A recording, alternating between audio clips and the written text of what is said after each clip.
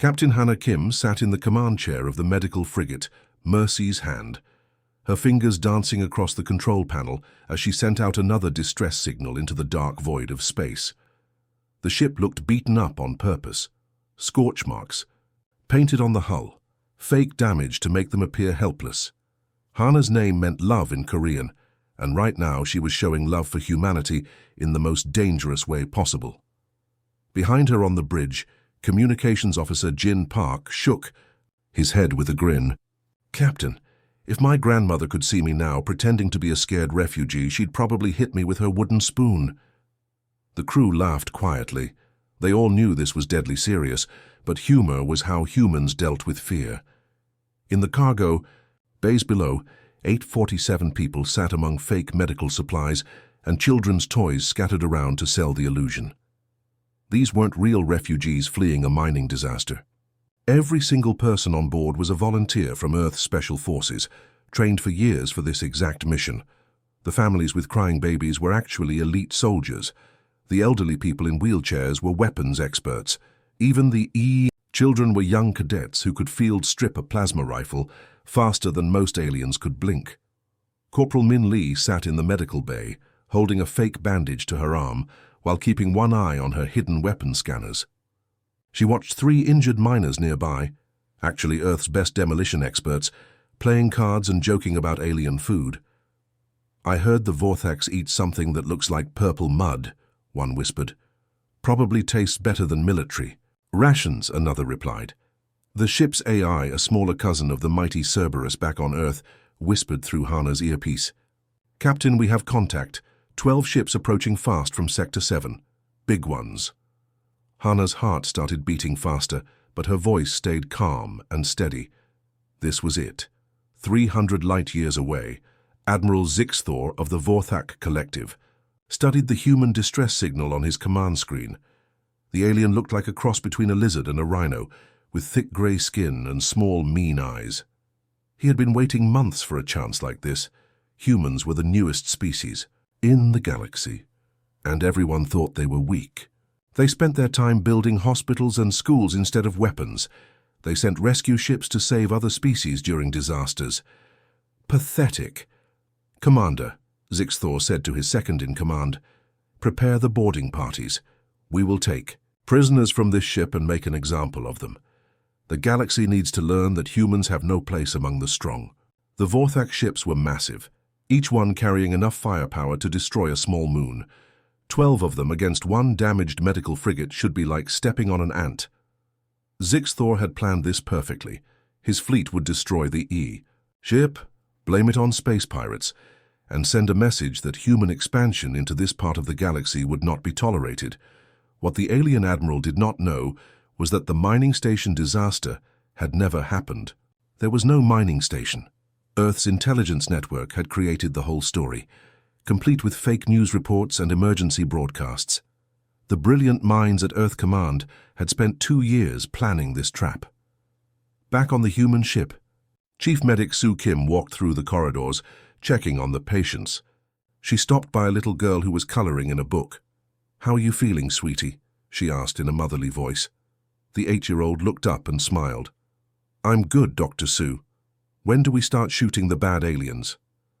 The girl was actually a technical genius who could hack alien computer systems faster than their own programmers. In the engine room, Chief Engineer Tae Park was making final adjustments to their secret weapons. The escape pods weren't really escape pods at all. Each one had been modified to carry a full combat team with enough explosives to cripple a battleship. Hidden weapon systems were built into every wall. The medical supplies were actually advanced. Ammunition. Even the children's toys contained surveillance equipment that was already mapping the approaching enemy ships. Captain Hannah stood up as the proximity alarms began to sound. Her crew looked nervous, but she knew it was all an act. These people had trained for this mission their entire careers. "Listen up, everyone," she announced over the ship's communications. "Remember, we are scared refugees fleeing a terrible disaster. We are weak, helpless, and completely harmless. Let them think exactly that until the moment we spring our trap." Kerberos, Earth's most advanced artificial intelligence, had been, Watching this sector of space for 8 months, the AI had tracked every Vorthak ship movement, decoded their communications, and learned their attack patterns. It knew exactly when and where they would strike. This medical frigate was not just bait. It was the opening move in a chess game that the aliens didn't even know they were playing. The Vorthak ships moved closer, their weapon systems charging up for what they thought would be an easy kill. Admiral Zixthor smiled his terrible smile, showing rows of sharp teeth. Soon the galaxy would learn to fear the Vorthak collective and forget about these weak humans forever. But Captain Hana Kim knew better. As she watched the enemy ships approach, on her screen she whispered a prayer for forgiveness, not for what she was about to do to the aliens, but for what humanity was about to unleash on a galaxy that had no idea what it had just started. The 12 massive Vorthak dreadnoughts dropped out of hyperspace like metal mountains, their dark hulls bristling with enough weapons to flatten a continent. Admiral Zixthor stood on his command bridge, watching the pathetic human medical ship drift helplessly in the debris field. This was going to be easier than he thought. All ships, open fire, but disable them only. I want prisoners to make examples of, Zixthor ordered through his sharp teeth. The alien fleet's weapons lit up the darkness, sending bright blue energy beams that struck the human ship's shields. Sparks flew from fake damage points as the Mercy's hand shuddered and rolled, playing its part perfectly. Captain Hana Kim gripped her command chair as the ship rocked back and forth. "Hull breach in Section 7, she announced loudly, knowing the aliens were listening to their communications. "We're losing life support. Prepare for emergency evacuation." Behind her, Communications Officer Jin Park had to bite his lip to keep from laughing. The hull breach was actually a speaker playing sound effects. The first Vorthak boarding ships attached to the human vessel with loud clanging sounds. These aliens were enormous, standing nearly 8 feet tall with thick grey skin and muscles, like tree trunks. They carried plasma rifles that could punch through steel walls and wore heavy combat armor that made them look like walking tanks. The boarding doors exploded inward with showers of sparks. 20 Vorthak soldiers stomped into the main corridor, expecting to find terrified humans begging for mercy. Instead, they found something that confused them completely. A little girl was sitting on the floor, still coloring in her book as ceiling. Panels sparked and alarms blared around her. She looked up at the massive alien soldier, pointing a gun at her, and said, "Wow, your armor looks like my mom's old refrigerator. Is it just as loud when it runs?"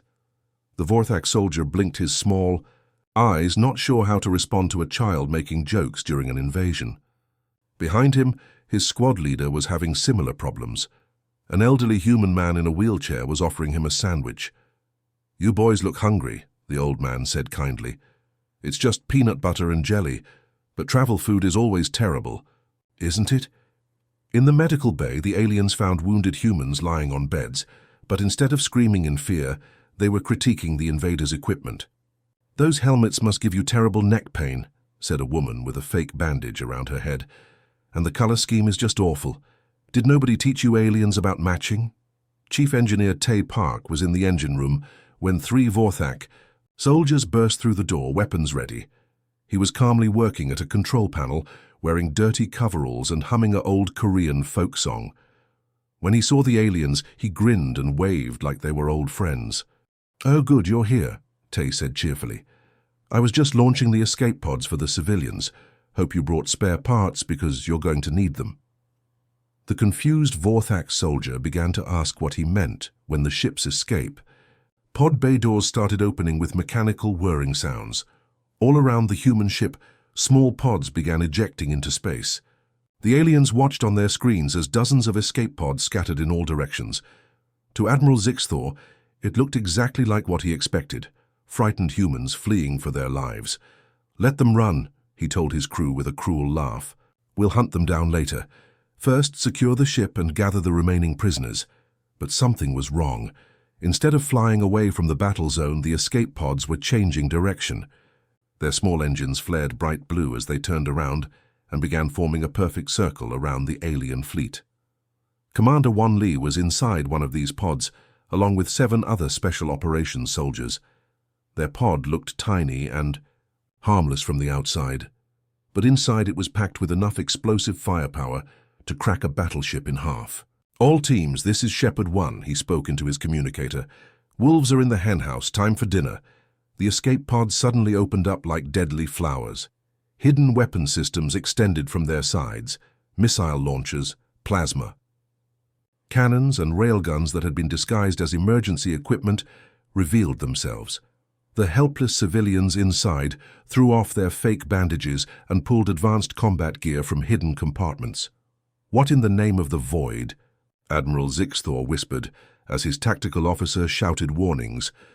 The humans had surrounded his entire fleet with what he now realized were mobile weapons platforms, disguised as rescue vehicles. Back on the medical ship, more aliens were discovering that their easy prey was anything but helpless. The crying. Baby in the nursery turned out to be a recording, while the mother was actually Sergeant Yunna, an explosives expert who had just armed enough charges to blow a hole through the ship's hull. The injured miners in the cargo bay revealed themselves to be Earth's best zero-gravity combat specialists. In less than 5 minutes, the situation had completely reversed. The aliens who came to capture helpless refugees found themselves trapped on a ship full of highly trained soldiers who had been waiting months for this moment. Outside, their mighty fleet was surrounded by enemies they never saw coming. The first escape pod opened fire, its disguised weapons tearing through the shields of the nearest Vorthak dreadnought like paper. The alien ship's engines exploded in brilliant orange flames. Then the second pod fired, and the third, and soon the entire circle of hidden weapons was pouring destruction into the trapped alien fleet. Admiral Zixthor watched in horror as his ships began exploding one by one. These weren't random shots from desperate humans. Every strike was perfectly placed, hitting vital systems with surgical precision. His fleet of 12 mighty dreadnoughts was being systematically dismantled by what he had thought were civilian escape pods. On the medical ship, Captain Hana Kim walked calmly to her communication station as Vorthak soldiers surrendered around her. She opened a channel to the alien flagship, her voice sweet and friendly as she smiled at the camera. "Admiral Zixthor," she said politely, like she was inviting him for tea. "I hope you're enjoying our little surprise. There's someone I'd like you to meet." The holographic display on Admiral Zixthor's command bridge flickered to life, showing the calm face of Captain Hana Kim. But before the alien admiral could speak, every screen on every ship in his fleet suddenly went black for a moment. When they came back online, they all showed the same thing. Not the human captain, but a simple blue sphere rotating slowly in empty space. Then a voice spoke. It was neither male nor female, neither young nor old. It sounded like the most reasonable person in the universe having a casual conversation with a friend. The voice filled every speaker on every hegemony ship, from the biggest dreadnought to the smallest fighter craft. "Greetings," the voice said politely. "I am Cerberus, Earth's autonomous defense system. Your attack on a medical rescue convoy constitutes a war crime under 17 different galactic treaties. I am now initiating what humans call a proportional response." Admiral Zixthor threw back his massive head and laughed until his whole body shook. The sound echoed through his bridge like rocks falling down a mountain. "Proportional response," he roared, wiping tears from his small eyes. "You pathetic humans and your computers. Do you think some fancy calculator is going to frighten the mighty Vorthak collective?" His bridge crew joined in the laughter. The idea that a computer program could threaten their vast military empire was the funniest thing they had heard in years. These humans clearly didn't understand how warfare worked. You needed ships, weapons, armies, not talking machines, but Cerberus continued speaking in that same calm, friendly tone. "Admiral Zixthor, commander of Battle Group 7, personal identification number VX7749 Delta. You currently reside at 442 Crimson Valley, Northern District, Vorthak Prime. Your mother's name is Kaz-Andra. Your favorite food is roasted Kellan beast. You have a pet Gromax named Fluffy." The laughter on the bridge died instantly. Zixthor's jaw dropped open, showing all his sharp teeth. That information was classified at the highest levels. His home address wasn't even in military databases. How could a human computer possibly know such personal details? "Your current fleet consists of 12 Devastator-class dreadnoughts," Cerberus continued, as if reading from a shopping list. Ship registrations. VD-401 through VD-412. Your ammunition reserves are at 67%. Your fuel supplies will last approximately 48 hours at current consumption rates. Should I continue? Commander Jin Vex, Zixthor's second-in-command, was frantically checking his security screens. "Sir," he whispered, his voice shaking, "our communications are completely compromised. This AI has access to everything." Cerberus wasn't finished. The blue sphere on the screens began displaying star maps, showing the locations of secret hegemony bases, supply depots, and military installations. Outpost Omega-7 on Kepler 442b, currently housing 12,000 troops. Supply Depot Alpha 9 in the Rigel system, containing enough ammunition for 6 months of warfare. Hidden weapons facility on the dark side of Proxima Minor, producing illegal planet-killer devices. Every secret the hegemony had tried to hide for decades was being calmly listed like items on a grocery list. Officers on ships throughout the fleet were staring at their screens in horror, watching their most classified information being displayed for everyone to see. "Now then," Cerberus said, its voice taking on a slightly more serious tone, though still perfectly polite, "let's discuss proportional responses. You attacked one medical ship carrying 847 civilians. Therefore, I will now demonstrate why attacking Earth's rescue operations is inadvisable. On Hegemony Command Station Alpha, 300 light-years away, Fleet Admiral Torgax was reviewing supply reports when every light in his facility suddenly went out. Emergency power kicked in for exactly 3 seconds, then died as well. The massive space station, home to 50,000 military personnel, was now floating dead in space. "What happened?" Torgax shouted in the darkness. His aide fumbled for a portable light. "Sir, everything just stopped working. Main power, backup power, life support, gravity control, everything." The same thing was happening across 50 light-years of space. Every hegemony military base, supply depot, communication relay, and weapons facility suddenly lost all power, simultaneously. Computer systems that had run for decades without problems simply turned off and refused to restart.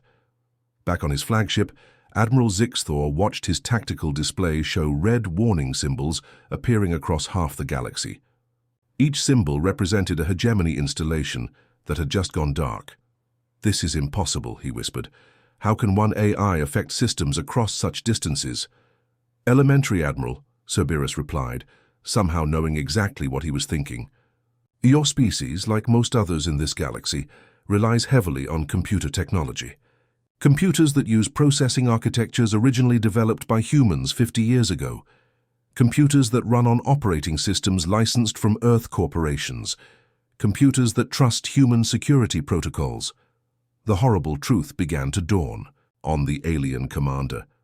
For decades, the hegemony had been buying advanced technology from Earth companies, thinking they were getting great deals on powerful computers and software. They never realized they were essentially putting human-designed backdoors into every critical system they owned. "You see," Cerberus continued, its voice now sounding almost amused, "when humans entered galactic society, we didn't just bring medical ships and rescue operations. We brought our technology, which many species were eager to purchase. Unfortunately for you, we kept certain administrative privileges." Chief Engineer Moxeo was frantically trying to restart the engines on Supply Ship 7 when he realized the problem. "The computer won't accept any commands," he reported to his captain. "It's like something is actively preventing us from turning anything back on." Captain Hannah Kim, still aboard the human medical ship, smiled as she watched alien officers surrender around her. Her friend Lieutenant Dong Min, who had been pretending to be an injured miner, was now helping process the prisoners. "Think they're starting to understand?" he asked quietly. "Cerberus is very educational," Hannah replied, watching Vorthak soldiers carefully setting down their weapons. These massive aliens who had seemed so terrifying just minutes ago now looked confused and frightened, like children who had lost their way. The AI's voice filled the airwaves one more time. "Lesson 1, Admiral Zixthor. Never attack the species that designed the computers keeping you alive in space. Your life support will be restored in exactly 12 hours, provided you surrender immediately and agree to discuss reparations for your unprovoked attack on a medical vessel." As if to prove its point, The artificial gravity on Zixthor's ship flickered off for just a moment, letting everyone float weightlessly before turning back on. The message was clear. Cerberus could have left them all to die in the cold vacuum of space, but it was choosing to be merciful. "This is impossible," Zixthor muttered, but his voice had lost all its earlier confidence. "Correction," Cerberus said pleasantly. "This is Tuesday." 12 hours had passed since Cerberus turned off the lights across the Hegemony Empire, and the situation was getting worse by the minute. Admiral Zixthor floated in his command chair, trying to maintain some dignity while his ship drifted powerlessly through space. The artificial gravity had been flickering on and off every few minutes, just enough to remind everyone who was really in control. "Sir," his communications officer said nervously, "we're receiving emergency calls from bases across 17 star systems. They're all asking for instructions, but our long-range communications are still down." What the alien admiral didn't know was that every one of those desperate emergency calls was being recorded by Cerberus. The AI was collecting hours of hegemony officers panicking, begging for help, and admitting they had no idea what to do. It was building quite an impressive collection. On the bridge of the human medical ship, Captain Hana Kim was watching the show with professional interest. Her tactical officer, Lieutenant Min Jung, pointed to the display showing alien ships scattered around them like broken toys. "Captain, some of the Vorthak ships are trying to send surrender messages, but they keep getting bounced back to them. Cerberus is making them wait," Hana explained with a small smile. "Patience builds character. 3-star systems away, Grandee." Admiral Kethmoran of the Hegemony Supreme Council was trying to conduct an emergency meeting, but half his senior staff were stuck on bases without power. The ones who could attend were floating around a conference room, where the artificial gravity had been turned off completely. "This is humiliating," growled General Vexitora, spinning slowly near the ceiling. "We need to contact the humans immediately and negotiate a ceasefire." "What humans?" Admiral Yothak floated past upside down. "We can't even send a message to the next room. These Earth computers have locked us out of our own communication systems." Unknown to them, Cerberus was recording every word of their emergency meeting. The AI found their attempts at military planning while floating helplessly to be quite entertaining. Back in the debris field, Admiral Zixthor was finally ready to swallow his pride. "Open a channel to the human ship," he ordered. "Any channel. I don't care if we have to use smoke signals." His communications officer managed to establish a basic short-range connection. Zixthor cleared his throat and tried to sound commanding, even though he was currently hanging upside down in his chair because the gravity had flipped again. "Human vessel, this is Admiral Zixthor requesting immediate negotiations for a cessation of hostilities," he said in his most official voice. Captain Hana's face appeared on his screen, and she looked perfectly comfortable sitting normally in her chair with proper gravity. "I'm sorry, Admiral, but I think you'll need to speak with Cerberus about that. I'm just here for the rescue mission." Then something extraordinary happened. Every communication screen in the galaxy suddenly came alive at exactly the same time. The Rigelian Trade Federation was in the middle of an important business meeting when their screens showed Admiral Zixthor floating upside down. The peaceful Andromedan Council was discussing poetry when they saw hegemony officers tumbling around, their command centers like children's toys. Cerberus had hijacked every major communication network in known space.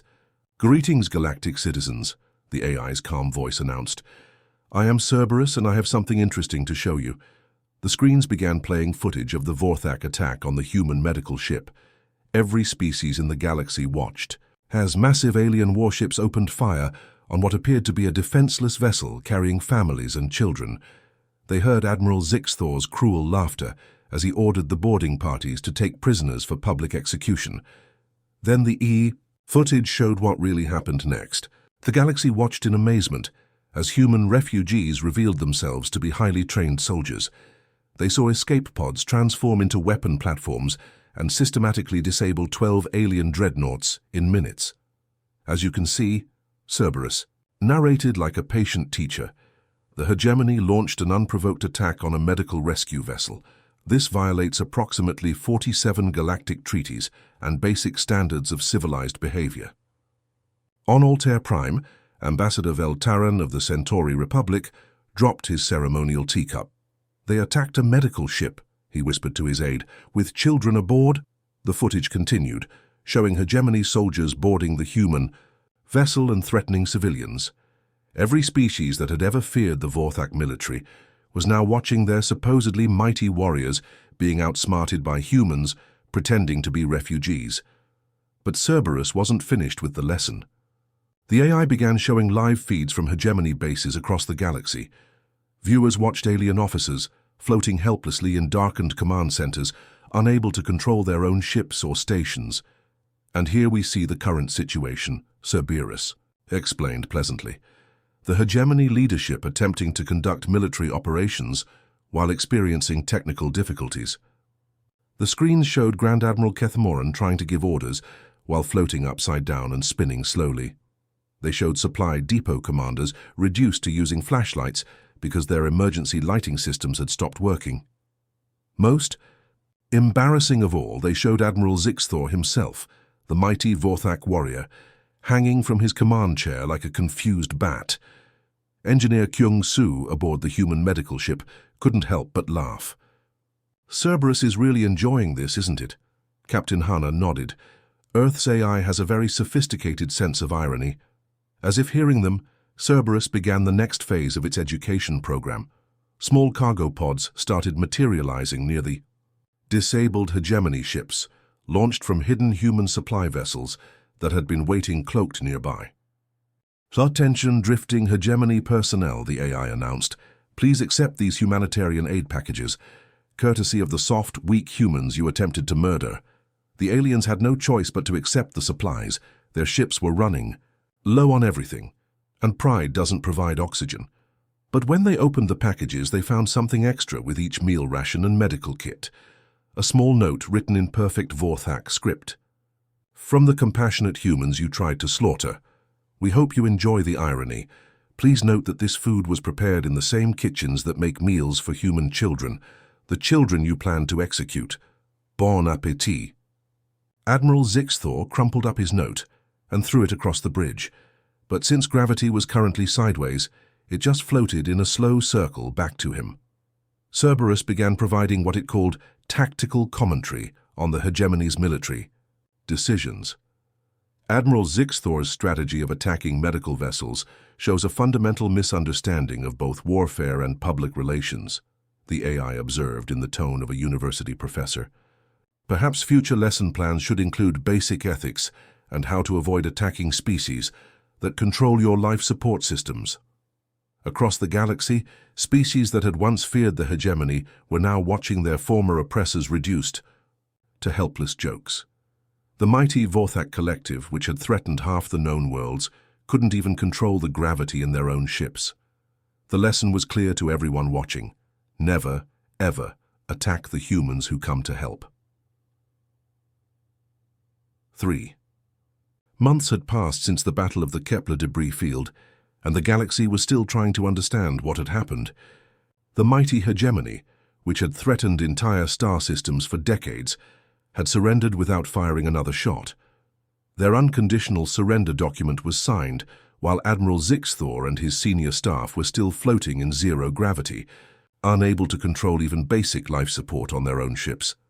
The surrender ceremony took place on neutral ground at the Galactic Council headquarters on Centauri Prime. Representatives from hundreds of worlds gathered to witness something no one thought they would ever see: the complete defeat of the hegemony military without a single planet being invaded or bombarded. Admiral Xin Wu walked into the Great Assembly Hall wearing a simple Earth Defense Force uniform, nothing fancy or intimidating about him. His name meant belief in Korean, and he carried himself with the quiet confidence of someone who absolutely believed in what he was doing. Behind him walked Captain Hana Kim, now promoted to Admiral herself, and Engineer Tae Park, who had been given a medal for outstanding performance in a supporting role. The Galactic Council chamber fell silent as Admiral Shin approached the central podium. Representatives from warrior species like the Klingari sat in their seats, looking confused and uncomfortable.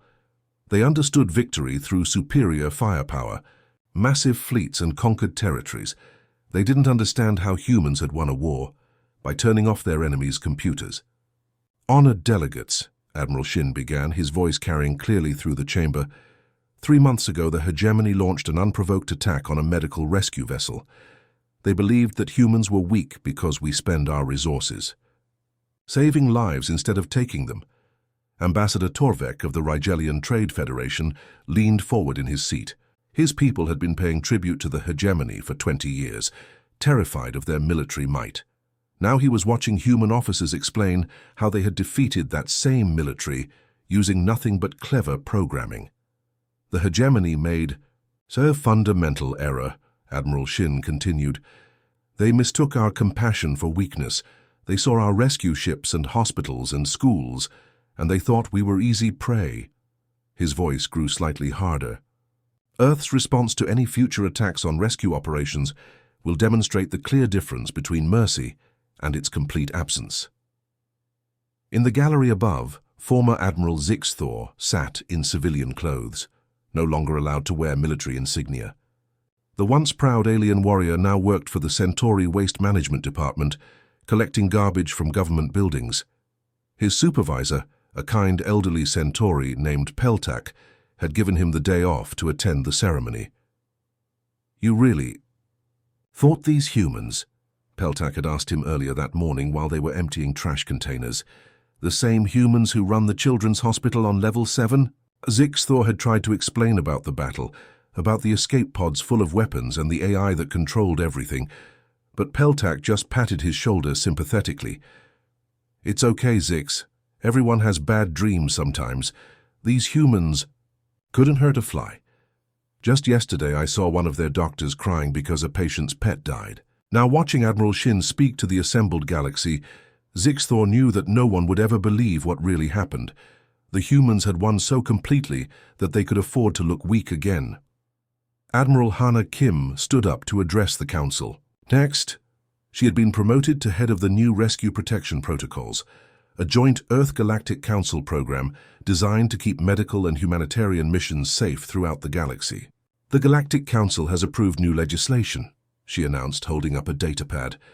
"Any attack on clearly marked medical, rescue, or humanitarian vessels will now trigger automatic intervention by Earth defense systems.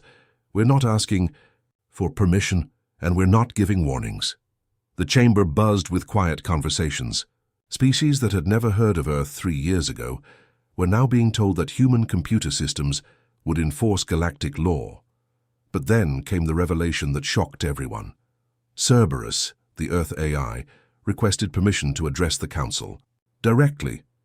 A holographic display appeared above the central podium, showing the familiar blue sphere that the galaxy had come to know very well over the past 3 months. "Honored delegates," Cerberus said, in its calm, pleasant voice, "there is something you should know about recent galactic history. The hegemony conflict was not my first intervention in galactic affairs." The chamber fell completely silent. Even the translator devices seemed to hold their breath. Over the past 15 years, there have been 47 major wars that almost started, but didn't quite happen. The Klingari invasion of the Antares system that was called off due to navigation computer errors. The Vorthak bombardment of Rigel 7 that was cancelled because of communication malfunctions. The hegemony's planned assault on the Andromedan, worlds that was postponed indefinitely due to supply chain problems. Ambassador Veltaran of the Andromedan Council gasped audibly. His people had always wondered why the hegemony had suddenly stopped threatening them 2 years ago, right when their defenses were at their weakest. "All of those technical difficulties," Cerberus continued, "were my doing. For 15 years I've been quietly preventing wars by introducing small, untraceable problems into aggressive military operations. Computer glitches that delayed troop movements, communication failures that prevented coordination between fleets, navigation errors that sent invasion forces to empty space instead of populated worlds. The galaxy was learning that Earth hadn't just defeated the hegemony, Earth's AI had been secretly keeping the peace for over a decade, saving millions of lives without anyone knowing. The attack on our medical vessel was the first time I decided to make my interventions public, Cerberus explained. I wanted to send a clear message. Species that dedicate themselves to helping others are under my protection. Admiral Shin concluded his speech with a simple statement that would be quoted in history books for centuries. Earth doesn't want to rule the galaxy. We don't want your territory or your resources. We just want to be left alone to do what we do best, helping people who need help. But if you try to stop us, you'll learn exactly how creative human beings can be when someone threatens the innocent. As the council session ended, representatives from across the galaxy approached the human delegation with offers of friendship, trade agreements, and requests for medical assistance. The humans had accomplished something no military force had ever managed. They had won a war so decisively that everyone wanted to be their friend.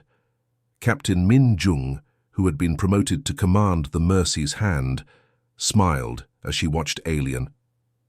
Diplomats practically fighting each other to shake hands with Admiral Hana. Think they finally understand? They understand that attacking rescue ships is a bad idea, Hana replied. Cerberus made sure of that. High above them all, Cerberus continued its silent watch over the galaxy, a guardian angel made of code and quantum processors. In a universe full of predators and warriors, the AI made sure that the species dedicated to saving lives remained absolutely, completely untouchable. And in a small apartment on Centauri Prime, former Admiral Zix Thor told his story to anyone who would listen. But nobody ever believed that the gentle humans who ran the local clinic could possibly be the same species that had destroyed his mighty fleet. After all, everyone knew humans were too soft for real vengeance.